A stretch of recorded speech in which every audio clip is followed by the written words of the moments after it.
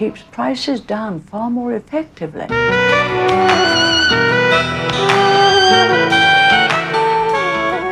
As long as suffering of sentient being remain, I will remain in order to serve.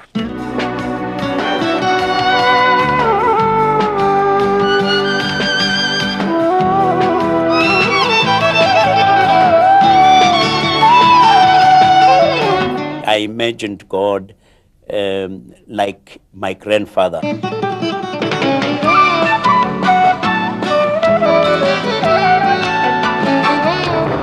Hello and welcome to In Conversations. Tonight we're privileged to have together two of the most celebrated musicians of our times. Though they stem from two different cultures, all the world's their stage. Pandit Ravi Shankar epitomizes the highest classical Indian traditions, but is equally known for his work as an improviser and his many innovations. Lord YEHUDI Menuhin, first a violinist, but equally a conductor and the champion of many good causes. Tell me about both of you. When did you first meet? Do you want us to speak in unison? Yeah. Well, yes. You start. You start. It was 1952 that he came to India, and I just happened to play at our great friend Narayan Menon, who unfortunately is no more there, at his house. I performed for him, and that's how it started. Of course, I have met him, but not really met him. When he was about 16, I was 12. That was in Paris. I still remember him so clearly. He had shorts. Yes. Rehearsal in Champs-Élysées with your sister Hepzibah.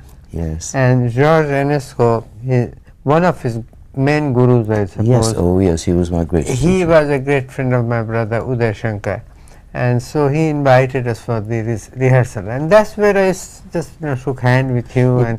But we never actually.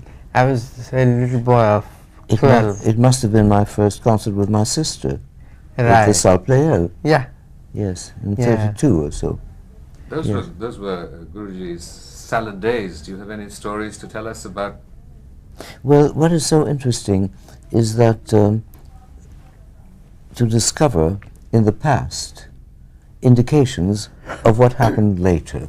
I find that's it's like going back to the seed and suddenly discovering what the genes were in the seed that determined life afterwards. For instance, when you say that Enesco knew Uday, your brother, Uday Shankar, it fits in exactly with that Enesco that I discovered during those years, a little later, that spoke to me about Balinese music, and that went mad about a little African record that I had, which was only African rhythms, just as it were, the drums. Yeah. It shows the spirit of adventure that your brother and you, and the fact that you are bridges between worlds, between cultures. Do you remember Exposition Coloniale I in do 32 indeed. in Paris? Yes. That was great. 32, yes. 32. 32, yes. Yeah, it was fantastic because they had pavilions of in Cambodia, Balinese, especially yes. Balinese The gamelan, gamelan, yes. and that Mario, the old Yes. man who danced. Enesco took us there, took my father and me, because he insisted that I hear the Balinese gamelan, which is quite extraordinary. It's really extraordinary. In what ways do you think, Lord Menuhin, that the cross-cultural, in a sense, influences that you have had have influenced your work? But we speak of the cross-cultural today as if it never existed before. Actually, it is true that we are emerging, I hope emerging, from a period when we've built cultural barriers between the nationalities, presuming that they were cultures, which is not absolutely true, because they were a combination of cultures already. And there was one dominant one in each nationality, but again, they imagined that the national culture, as such, was something totally waterproof, or could be made waterproof against another culture, which is madness in thinking, because it has never existed. Every culture we know has had influences from every other one. Culture, I always think of cultures as trees. They are in the middle of a garden, and there is a center to every culture, and the seeds of that trees are borne by the wind and the waters all over. But nations have boundaries, and they are like prisons that imagine that they can contain crime or contain, which they cannot. They actually, when prisons become trees, cultural trees that spread crime, that is their actual function. In contemporary times, a kind of global culture, cultural imperialism perhaps, which we largely equate with American culture, which tends to or seeks to make uniform our sensibilities. And both of you embody both the highest aspirations and the purity of your own cultures, your own traditions and music, and the building of bridges between them.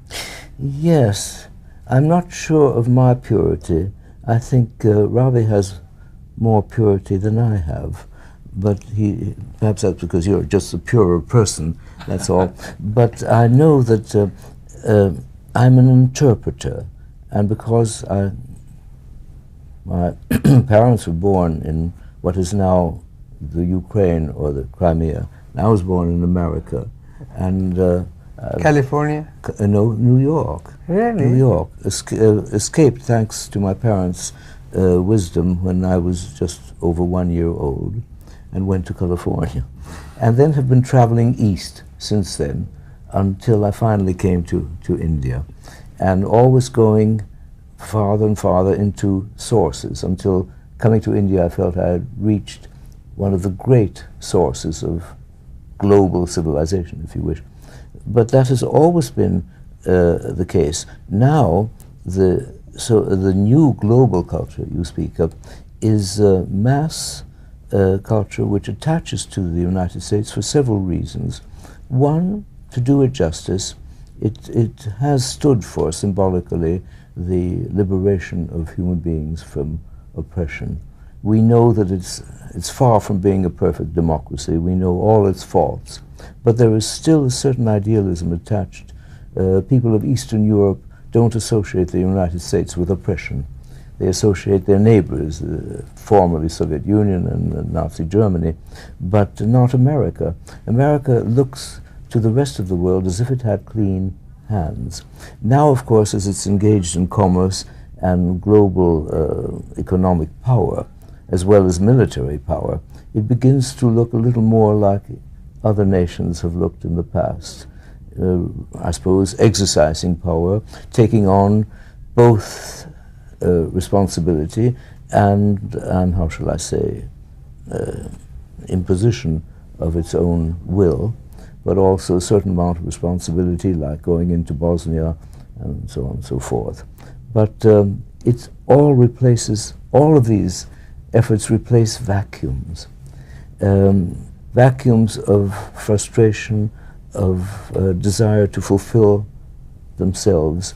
These wonderful cultures that are poorer in the material way are carried off their feet by these, the importance of the material element in life, especially today, when it represents something which humanity has been presumably longing for, relief from arduous physical labor, for instance, or the satisfaction of immediate desires of communication with the rest of the world, or of simply indulging in the great luxury of being able to spend money. And people all have beginning to have the same ambitions. And I think that is a pity, in a way, because they cannot all satisfy the same ambitions, so that we are seeing people caught in a kind of conflict between ambitions which cannot be satisfied. So there's a dead end there of built-in frustration. Your early youth and work and influences were largely European, but in recent years it has spanned the United States and India, and you spend half of your time perhaps there. In what ways do you feel that the materiality of the West perhaps has impacted you or influences you? Or apart from my personal experience, I would like to say something in this particular aspect of this globalization and cross-cultural connection, etc. You see, in the past, it has always happened. The only difference between the past and now is that in the past, Greece, India, or Greece, Persia, or India, Persia, then Eastern Europe and Middle East, it has always been there, give and take. The only difference that it happened very slowly through centuries, it took time, so people didn't feel the shock. What is sad today, I personally feel, is very jarring, it's forced. This whole fusion, this, that, it comes, and there's a lot of gimmick in it. Yes. And there's a lot of commercial background. People want to give the teenagers the things they want. Magazines, everything, fashion, music, it is all forced. And this tremendous speed from a group who wants to make money and reap the harvest. I think I feel very disturbed. Disturbed in the sense that it feels too forced. Yes. It is not spontaneous. And that's nothing to do with my private thing. This is my thought about. So the changes have been always there, and influences, but they have been so beautifully done. It took time and assimilated gradually. Yes. Of course, the speed of communications, the speed of media, goods going and commerce traveling, cars made in Japan sold more cheaply in America than American cars, and this time seems to have been compressed. Exactly. And space as well, so that we are falling back on ourselves now. We've reached the maximum global limit of expansion territorially. Yet there is a thesis now, and you have the theory of the clash of civilizations, which sees perhaps that the future sources of conflict will be the affirmations of different cultures seeking to perhaps maintain and preserve their purity. I don't think so. I think future, the outworn nationalities, yes, nationalisms, but not cultures. I think cultures are out to meet each other and are curious about each other and absorb each other almost, without effort. It happens. It just happens. I don't adjust the science. Knowledge is the same way. People don't quarrel about knowledge, do they? We don't have quarrels about expanding, growing knowledge. We are all grateful for it and we share it. And the same thing about cultures. I think that it's the nationalisms of the 19th century and the 20th century that have created these artificial barriers. But one thing above all, and that is that I am with a person whom I absolutely love and have admired ever since we first met. I mean, it was the music of Ravi and the way he played and the way he dedicated himself and the whole atmosphere of the work. I was enraptured by it and carried on into another world which was endless and had so many implications of that could be applied to other fields, as in fact we were just speaking, the improvisational quality, which is of a very high level. It can also be a low level. You can have people who don't read and write and speak nonsense, and you can have people who don't read and write and are the wisest in the world. There is an orthography. Ravi knows also our Western orthography, and his compositions have struck me as being really very important compositions musically. I find that Ravi's compositions are acquiring a character which could be defined really as a personal character, an experience of life that gives them a quality of power and of a commentary which is sometimes half, what do you say, half philosophical and half sardonic. There is a real human expression of thought and emotion which goes beyond the usual improvisation into a world which is almost, you could call it almost romantic. It always had that quality, but it's more than that. It's a human commentary on the human situation. Guruji, this is frequently touted perhaps as what separates Western and Indian classical music, the fact that the Western classical music has a notation and doesn't leave as much room for improvisation as your music does. How does that sort of manifest itself for you? Yes, as he always says that, you know, it does make a big difference with written down music, composed music, and you interpret and give your personal feeling to it, which is completely a different area. And when you don't have anything fixed, you don't know what is going to happen next moment. It's completely a different training and discipline. Do you sometimes have moments of anxiety as to what's going to exactly, happen next? Exactly. It's alive. The instant becomes alive because it's created. It's like our conversation now. We don't know what the next sentence will necessarily be. And I think that is missing largely from a world where more and more is being ordered by necessity, by law, by the time clock, and we are becoming more and more people who obey. And of course, when Ravi improvises, he also obeys, but he obeys a very high inspiration, but it is also codified to very strict and very severe laws. But there is this balance between freedom and discipline. I think that is something we miss. Our over-literate musical, how should I say, habits in the West tend sometimes to produce music which is not inspired. Very often our players will put in their own feelings where those feelings are inappropriate. I mean, they have to know the style of a composition just as you know the style of a raga.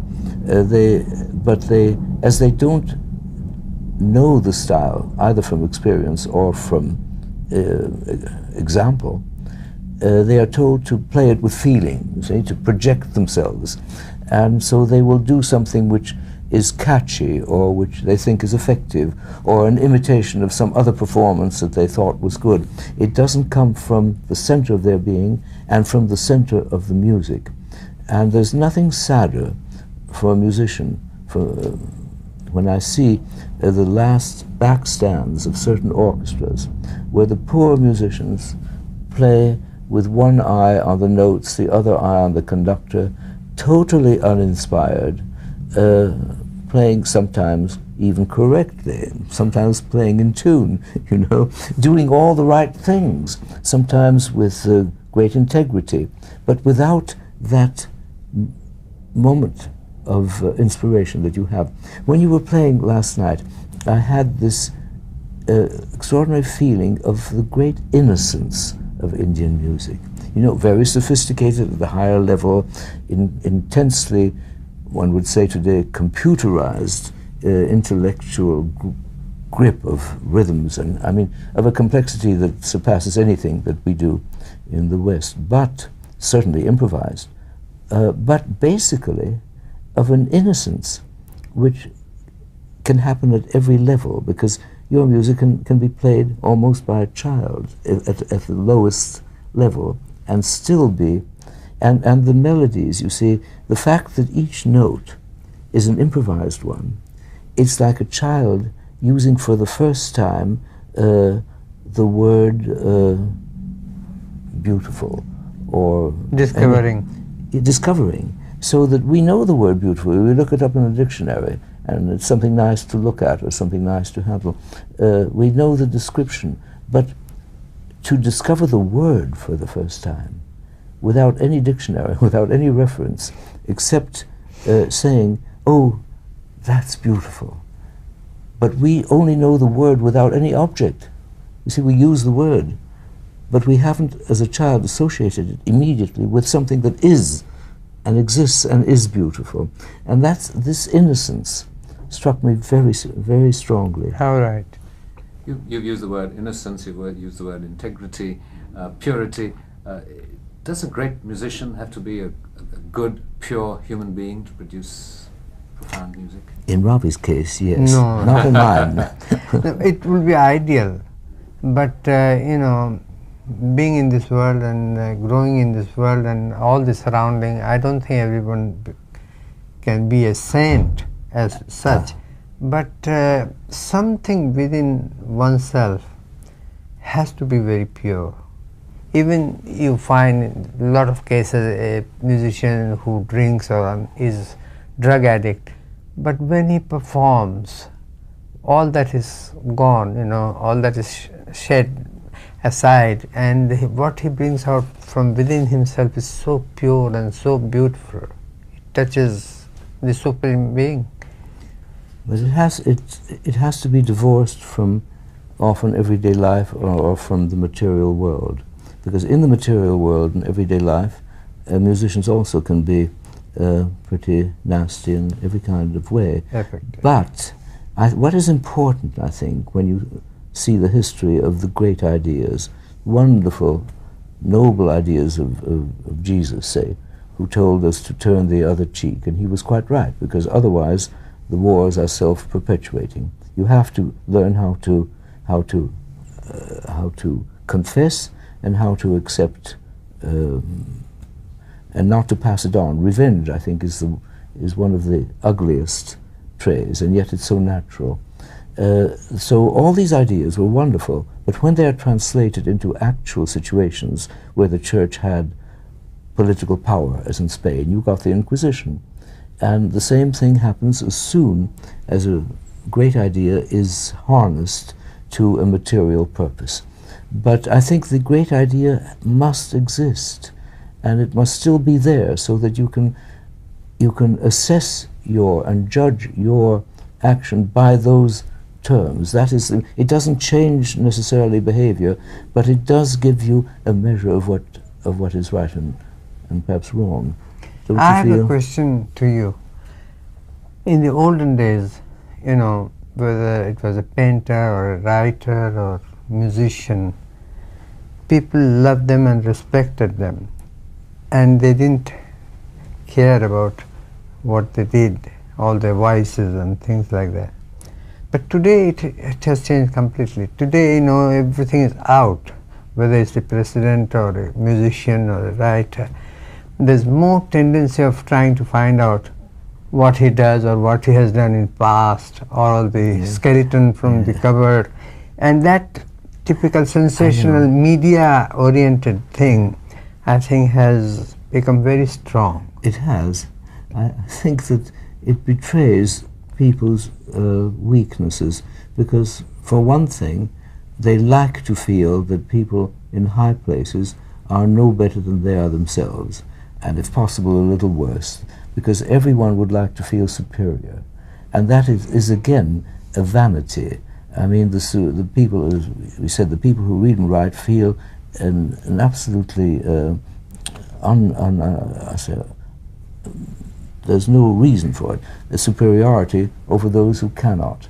I think that is one of the basic vanities of mankind, because you can find perhaps more wisdom and certainly better memories among those who cannot read and write.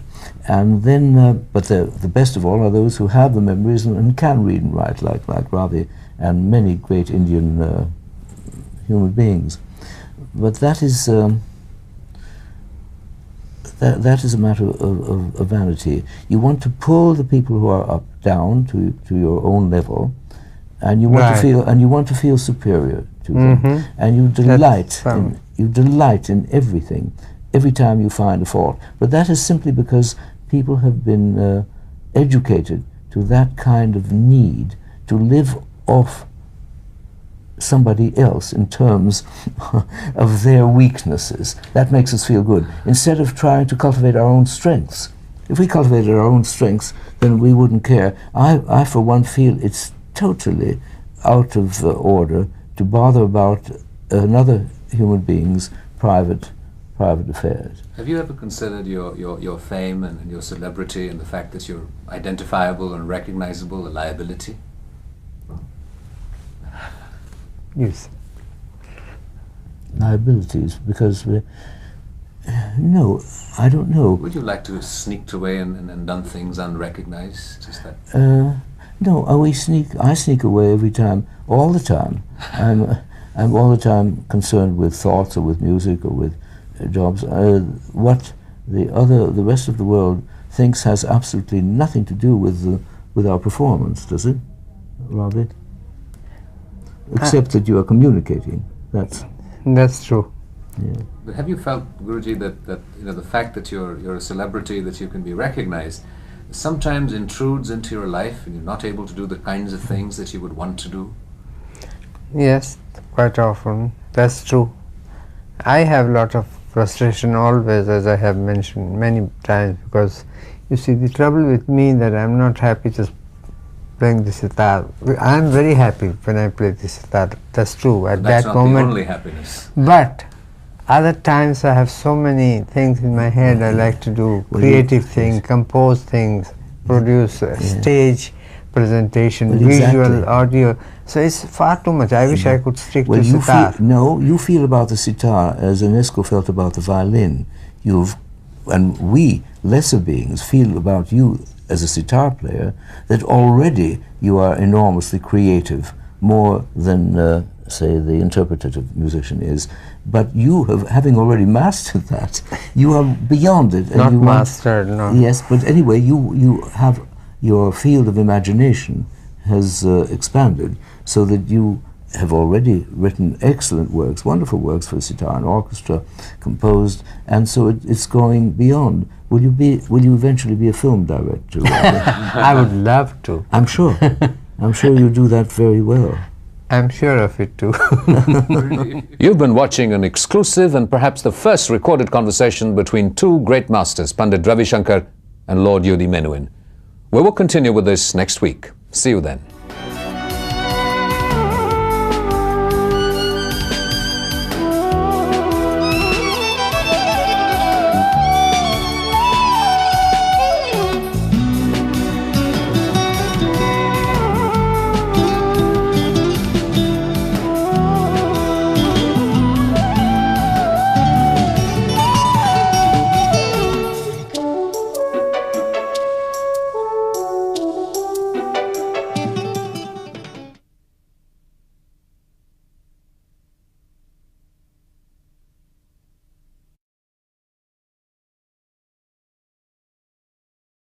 Yes. Yeah, it was fantastic because they had pavilions of in Cambodia, Balinese, especially yes. Balinese The gamelan, gamelan, yes. and that Mario, the old Yes. man who danced. Enesco took us there, took my father and me, because he insisted that I hear the Balinese gamelan, which is quite extraordinary. It's really Yes. extraordinary. In what ways do you think, Lord Menuhin, that the cross-cultural, in a sense, influences that you have had influenced your work? But we speak of the cross-cultural today as if it never existed before. Actually, it is true that we are emerging, I hope emerging, from a period when we've built cultural barriers between the nationalities, presuming that they were cultures, which is not absolutely true, because they were a combination of cultures already. And there was one dominant one in each nationality.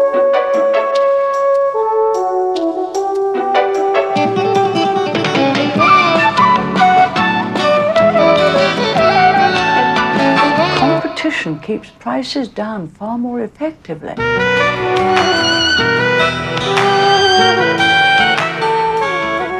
As long as suffering of sentient being remain, I will remain in order to serve.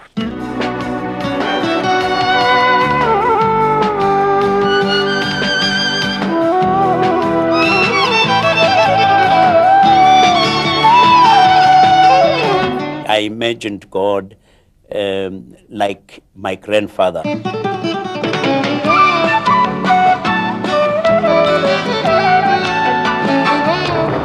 Hello and welcome to In Conversations. Tonight we're privileged to have together two of the most celebrated musicians of our times. Not really met him when he was about 16, I was 12. That was in Paris. I still remember him so clearly. He had shorts. Yes. Rehearsal in Champs-Élysées with his sister Hepzibah. Yes. And Georges Enesco, one of his main gurus, I suppose. Yes. Oh, yes. He was my great. He was a great friend of my brother Uday Shankar, and so he invited us for the rehearsal, and that's where I just shook hand with you. But we never actually. I was a little boy of 12. It must have been my first concert with my sister Right. at the Salle Pleyel. Yeah. Yes, in Yeah. 32 or so. Those Yes. were Guruji's salad days. Do you have any stories to tell us about? Well, what is so interesting is that to discover in the past indications of what happened later.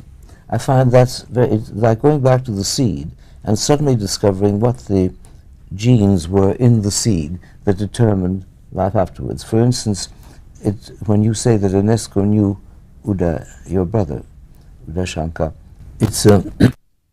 it fits in exactly with that Enesco that I discovered during those years, a little later, that spoke to me about Balinese music, and that went mad about a little African record that I had, which was only African rhythms, just the, as it were, the drums. Yeah. It shows the spirit of adventure that your brother and you, and the fact that you are bridges between worlds, between cultures. Do you remember Exposition Coloniale I in do 32 indeed. in I do. Paris? Yes. That was great. 32, From yes. 32. 32.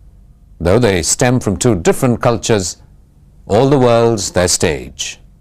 Pandit Ravi Shankar epitomizes the highest classical Indian traditions, but is equally known for his work as an improviser and his many innovations.